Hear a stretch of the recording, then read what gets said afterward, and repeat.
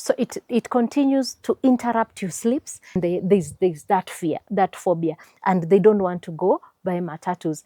When we talk about phobias, what is your phobia? What is that you fear the most in the world?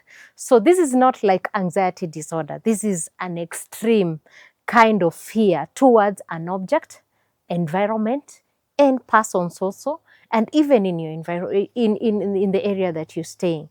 So phobia is very different. This is now the intensity of the fear that you're having towards something. This is Phyllis Shiko. Make sure you subscribe to our YouTube channel so that you can be able to move with us as we discuss more on mental health, and phobias is one of them.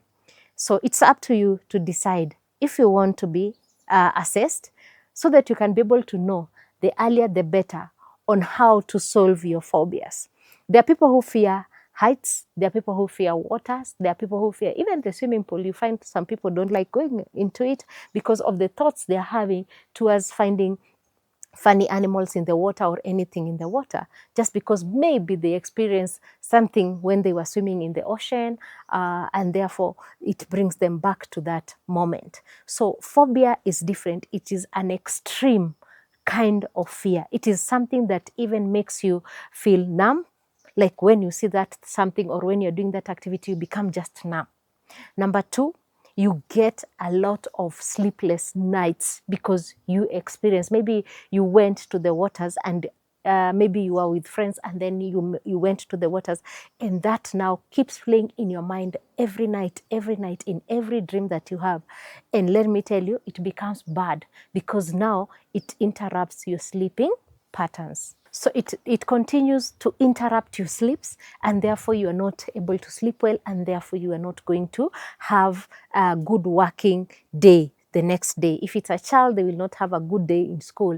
So another thing is the concentration span expires. Like when you think about it or when you fear, then the concentration in you fades away. So you find you are very limited in your concentration span. So you find maybe you're reading and in between there are flashbacks of that phobia that you have.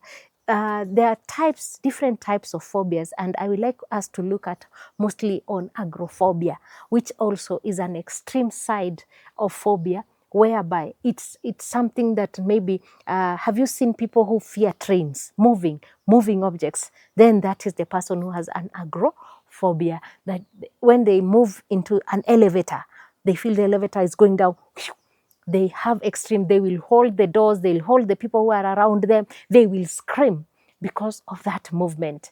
Maybe they're going by public means and the cars pass by, and there's that fear, that phobia, and they don't want to go by matatus. I went to school with a student who used to fear transit. You see the long vehicles, and she used to run back to school. If we find that vehicle on the road, the transit, she will go back to school, then follow us later after the transit has passed. And every day we had to experience that, all of us. So even however much we will hold her hand and tell her, no, we are going home, she'll still go back to school because she met with the transit. So that is an extreme agoraphobia, where we are saying they have the phobia for moving things. Heights, there are people, if you take them now to this playing area and there's that jumping, I don't know, jumping castle, the big ones, if there's the swing, the giant swing, and there's the bicycle riding on the zip lines, those people don't want to go to that kind of activity because they have this agoraphobia. It is the intense of fear. It is intense. They will cry, they will scream, they will curse, they will tell you how much they will sue you for making them experience that activity, And these are the things that are there. So it's something that we might not see it, but actually it is there. And number two, we have people who fear people, social phobic people. These are people who don't like people. These are people who hate crowds. They hate people. They hate anything.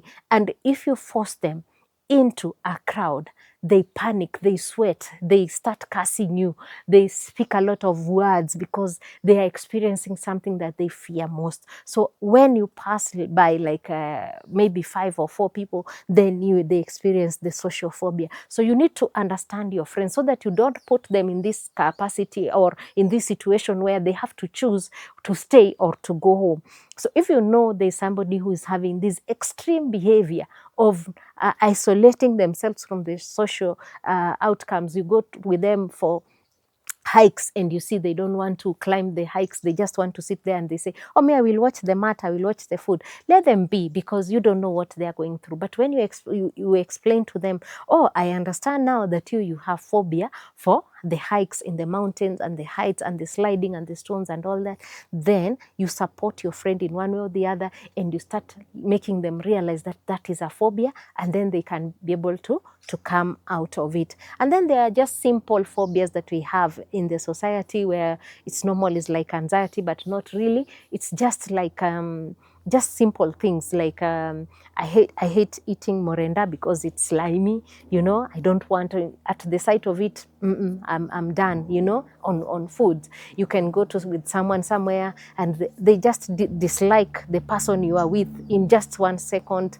And those are very, very simple things, just by judging people because they look at it in a different way. So those are simple phobias, but you can be able to tell. Even the way they are touching water in the sink, you will see they just dip and then they run. I know some people will want to say when they go to shower, they run away from the shower, then come back to the shower. Those are simple phobias of the cold water. So those ones are not those extremes that we need to look into, but they build like that. So it's better for you to face your fears. That is number one. How do you face your fear? How do you face your phobia? Number one is to understand that you need to face it. You need to face that phobia. So if it is like that bicycle in the zip line, you go and try one time. Scream as much as you can, run away as you can.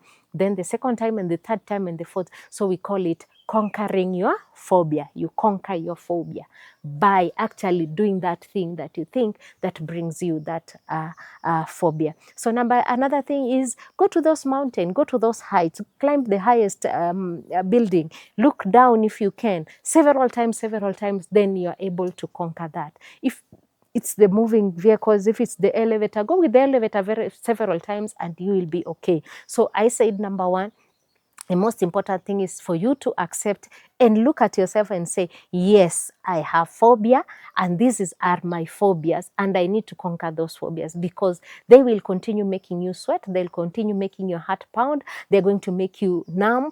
They're going to make you not able to control situations, and you will always go back to square one. That's why I say they take you, the thing with the phobias, they take you back. Like you can't move forward. If there's a block there, then that's it. Then you go back. So you'll always achieve something, but you'll always experience a stagnation because of that phobia. So we don't want you to be stagnated in one place because of that phobia. That's why at Moses Basket Initiative, we are offering you this opportunity. You can DM us, you can call us, so that you can be able to be helped and come to us. We will be able to address these issues through therapy or group therapy or other social support groups where other people who face phobias can be able to come to us and we can be able to help. This is your number one channel where you can come and feel comfortable. That's why we are creating a safe haven for all of you, a safe space for you where you can come, relax and enjoy your peace. If you miss it, if you miss just being alone and you're having that phobia, then this is the place to be. So contact us and we'll be able to chat with you and connect with you in one way or the other. And make sure you subscribe. And if you have subscribed to our community, we say shout out to you. Thank you so much. And we love you. See you in the next episode as we continue looking at your mental health conditions. We love you all.